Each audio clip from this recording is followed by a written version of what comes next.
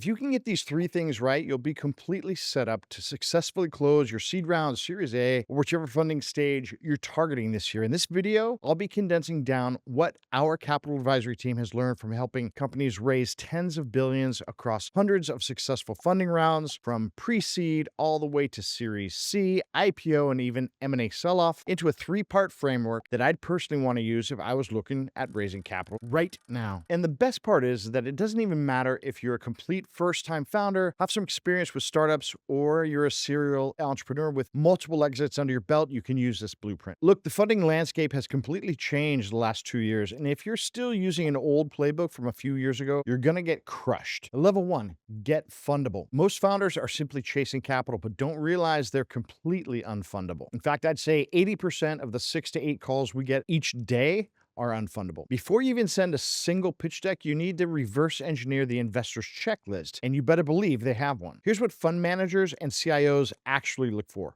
Number 1, product market fit. Number 2, traction that proves real demand, proof of concept, revenue, obviously, among others. 3, a team with execution history. They want to know that your guys on your team have done something like this before. Now, here's the quick pre-fundraising checklist. Does your deck actually answer why now and why you? Is your cap table clean? Is your data room organized? Have you nailed your ask structure, including terms, timing, and tranches? Now, let's talk mindset for a second. Whether you're raising 2 million or 200 million, institutional investors care about one thing. Are you fundable? It's not about hype. It's about credibility and conviction. So lay the infrastructure.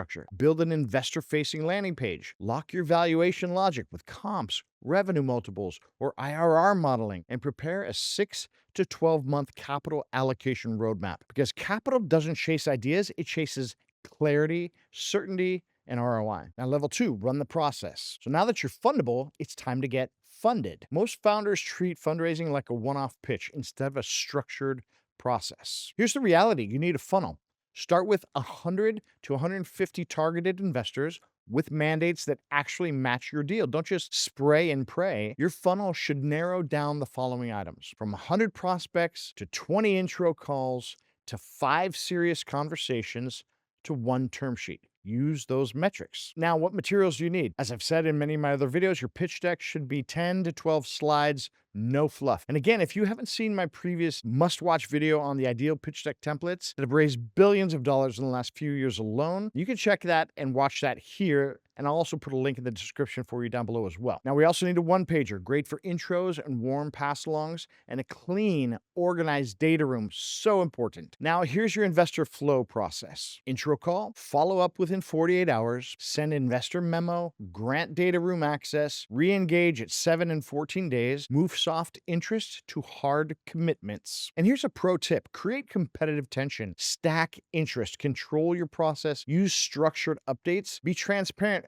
but only as strategic leverage. And let me say this clearly: if an investor is still dragging their feet after seeing your clean deck, strong metrics, and real momentum, walk. Okay, level 3, master the capital game. Fundraising is not a one-time milestone. It's a recurring system. Let's talk investor ecosystems. Here's how to structure your relationship flywheel. Send monthly email updates, hold quarterly strategy calls, offer advisor equity where it makes sense, build your soft circle before you ever announce your raise. And now let's talk timing. Plan raises on a 12 to 18 month cycle and start preparing 6 months before you need capital. Again, 6 months before you need capital. Always be nurturing new investors while you're executing. This is how professional fund managers think. Now, institutionalize your stack. Use a CRM.